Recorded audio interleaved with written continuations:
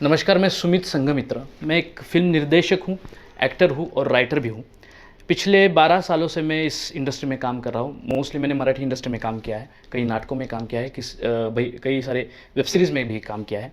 और माफ़ कीजिएगा, मेरी हिंदी मदर टंग नहीं है, लेकिन मैं चाहता हूँ कि मैं ये वीडियोज़ हिंदी में बनाऊँ, क्योंकि ज़्यादा से ज़्यादा लोगों तक मेरी बात पहुँचे और मेरा काम पहुँचे और मैं जो प्रॉब्लम फेस कर रहा हूँ, वो भी एड्रेस हो। मैं एक एक्टर हूँ और इस वजह से मुझे हर बार तकरीबन महीने के 20 दिन तो कैमरे के सामने रहना पड़ता है, या किसी किसी ना किसी नाटक के सिलसिले में मैं ऑडियंस के सामने आता रहता हूँ।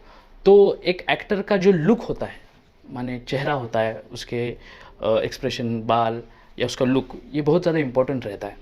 तो एक बहुत ही इम्पोर्टेंट विषय पर मैं ये वीडियोज़ बना रहा हूँ और इससे आगे बनाता रहूँगा। वो इम्पोर्टेंट जो विषय है, वो कई सारे एक्टर्स बोलना नहीं चाहते, लेकिन मैं चाहता हूँ कि उस बारे में बात हो, खुल के बात हो, क्योंकि ये बहुत ही कॉमन प्रॉब्लम बन गई है अपने इस अभी के जनरेशन की। और बहुत ज़्यादा स्ट्रेस, काम और डाइट वगैरह बहुत सारी चीज़ें सबके पीछे है, लेकिन मैं चाहता हूँ कि इस टॉपिक पर बात हो और इसकी शुरुआत मैं करना चाहता हूँ खुद। इस टॉपिक का नाम है गंजापन।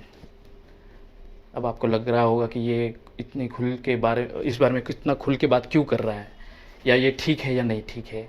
इसके बारे में मैं अभी सोचना नहीं चाहता। मैं बहुत ही जेन्युइनली चाहता हूँ कि ये प्रॉब्लम एड्रेस हो और जिन जिन लोगों को अपनी मदद चाहिए, मदद की ज़रूरत है, उन्हें उस चीज़ की मदद मिले। सबसे पहली बात है कि मेरी 30 उम्र है। मैं 91 बॉर्न हूँ और मेरे बहुत ही घुंघरालू और क्या बोलते काले घने बाल थे एट द एज ऑफ 18 साल में 12th में था। उसके बाद में फर्स्ट ईयर 1920 इस साल में आई थिंक 20 साल का था, तब मैं फर्स्ट ईयर में था। तब से मेरे बाल झड़ने लगे और शुरुआत में तो मैं बहुत ही उसे टेक इट ईज़ी ले रहा था, क्योंकि बाल घने थे तो कुछ बाल झड़ रहे थे, तो मैं उतना क्या बोलते हैं उसे टेंशन नहीं ले रहा था उस चीज़ के बारे में। लेकिन हुआ क्या, जैसे जैसे समय चलता आगे बढ़ता गया, मैं काम में व्यस्त होने लगा, मेरा डाइट वगैरह ये थोड़ा सा मिसमैच होने लगा। मैं अपना घर छोड़कर पूना में फ़िलहाल पूना में रहता हूँ, पुणे में शिफ्ट हो गया। तो धीरे धीरे वो गंजापन में तब्दील होने लगा, जो बाल झड़ना है। बाल झड़ना अपनी डेंसिटी कम करता है, गंजापन माने बाल्डनेस, माने वहाँ पर बाल ही नहीं होते। तो धीरे धीरे मेरा जो ये मेल पैटर्न बाल्डनेस जो है वो शुरू हो गया, प्रोसीड होने लगा। और आपको एक बात बताता हूँ कि एज एन एक्टर अगर आपके बाल झड़ रहे हैं तो वो डायरेक्टली अफेक्ट करता है आपकी एज को, स्क्रीन एज को। हो सकता है शायद कि अलग अलग प्रोफेशन में उतना इफेक्ट ना करे, या किसी का कॉन्फिडेंस इतना मजबूत है कि वो अपने गंजेपन को एक्सेप्ट कर रहा है पूरी अपनी ताकत के साथ, लेकिन मैं कर नहीं पा रहा था। मैंने उसी दौरान बहुत ज़्यादा मिस्टेक्स की। मैंने अलग अलग तरीके के केमिकल्स यूज़ करना शुरू कर दिए, और कई बार मैं सैलून में बाल ऐसे कटवाता था कि वो गंजापन मैं छुपा सकूं। लेकिन उस सब चीज़ों का कुछ, तेल वगैरह इन चीज़ों का कुछ फ़ायदा हो नहीं रहा था और मेरा गंजापन बढ़ रहा था। और एक दिन क्या हुआ, मैं एक छोटा सा इंसिडेंट आपसे शेयर करना चाहता हूँ कि एक दिन मैं एक ऑडिशन के लिए गया था और मेरी उम्र थी लगभग 23 साल। मेरा जस्ट ग्रेजुएशन ख़त्म हो गया था और मैं मुंबई शिफ्ट हो रहा था और एक ऑडिशन के लिए गया था। और वहाँ ऑडिशन में आया था मैं 25 साल के उम्र के लड़के के लिए, और ऑडिशन जैसे ही शूट होने लगी, उसने कट बोला, कास्टिंग डायरेक्टर ने कट बोला, और उसने मुझसे कहा कि भाई ये 25 साल के स्टूडेंट के लिए ऑडिशन है, मैंने कैरेक्टर के लिए ऑडिशन। मैंने बोला सर मैं तो 23 साल का हूँ, मैं 25 साल का लग सकता हूँ। नहीं भाई, आप 30 से ज़्यादा लग रहे हो। जैसे मैंने ये सुना, मेरे पैरों तले ज़मीन खिसक गई। लाइक क्यों ऐसा कहा उसने। तो वहाँ का एक एडी था, मैं उससे बात किया कि भाई मैं 23 साल का, बहुत कुछ अलग लग रहा है क्या। मुझे लगा कि मैं फिट नहीं हूँ, वर्जिश कम कर रहा हूँ, या खा पी नहीं रहा, या चेहरे पे कुछ झुर्रियाँ आ गई, कुछ समझ में नहीं आ रहा था। वो एडी मुझे बोला कि भाई आपका हेयरलाइन जो है ना, वो बहुत ज़्यादा रिसीडिंग है, मतलब पीछे चला गया है, और वो कैरेक्टर का उम्र जो है उसके काले अच्छे बाल होने चाहिए। तब मुझे इस बात की ग्रेविटी समझ में आई कि ये मेरे प्रोफेशन में भी बहुत ज़्यादा इम्पैक्ट करने वाली चीज़ बन गई है। So then I started researching for hair treatments again, लेकिन कुछ खास फ़ायदा नहीं हो रहा था और मेरा पूरा कॉन्फिडेंस कम, माने मैं घर से बाहर ही नहीं निकलता था। मैं आपको बताऊँ कि मैं पार्टीज़ में नहीं जाता था, मैं दोस्तों के साथ बाहर घूमने नहीं जाता था और अलग ही लेवल का डिप्रेशन सा मुझे आने लग रहा था।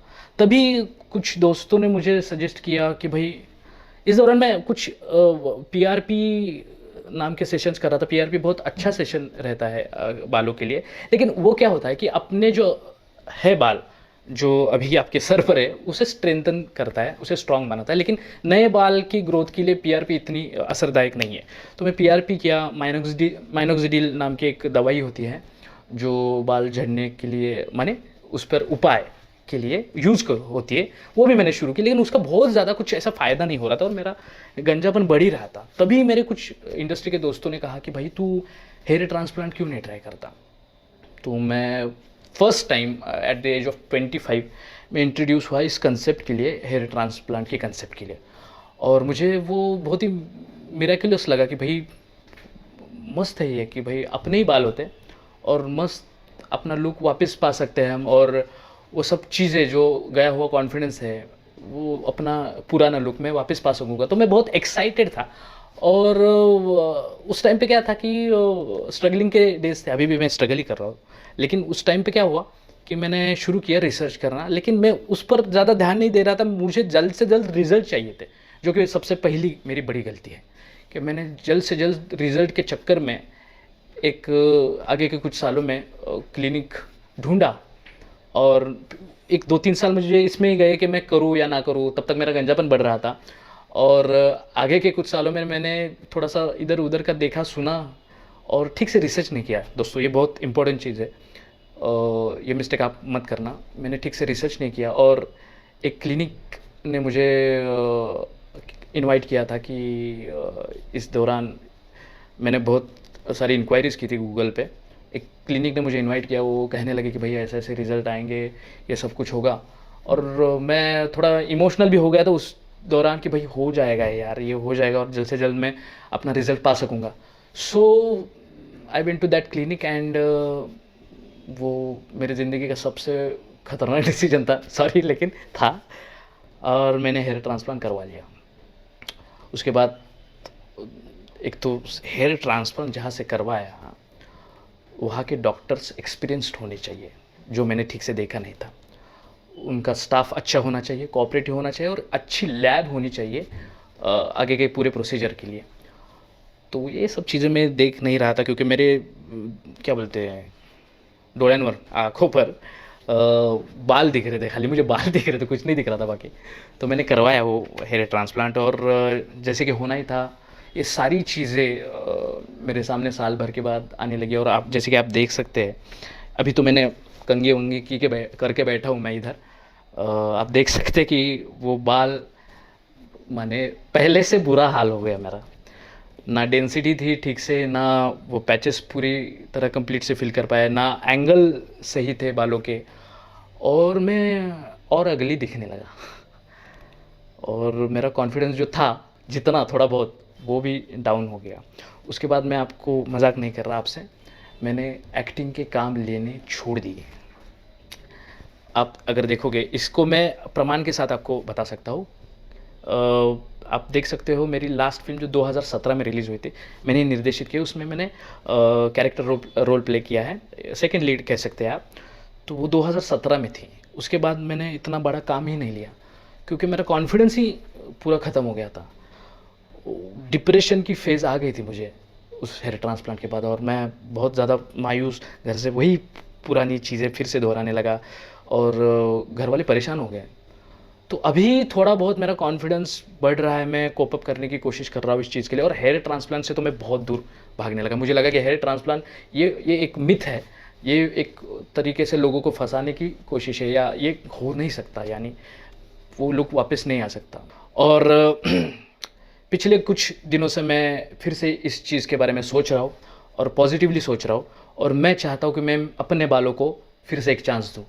सो मैंने डिसाइड कर लिया है कि मैं सेकेंड हेयर ट्रांसप्लांट के बारे में सोचूंगा, और इसके आगे मैं आपको बताता रहूँगा कि मैं एक ठीक से रिसर्च करना चाहता हूँ इस चीज़ के बारे में, और उसके बाद अगर मुझे लगा कि नहीं, ये हो सकता है, फिर से मैं मेरा कॉन्फिडेंस गेन कर सकता हूँ, मेरे बाल फिर से उगा सकता हूँ, तो I will definitely do it.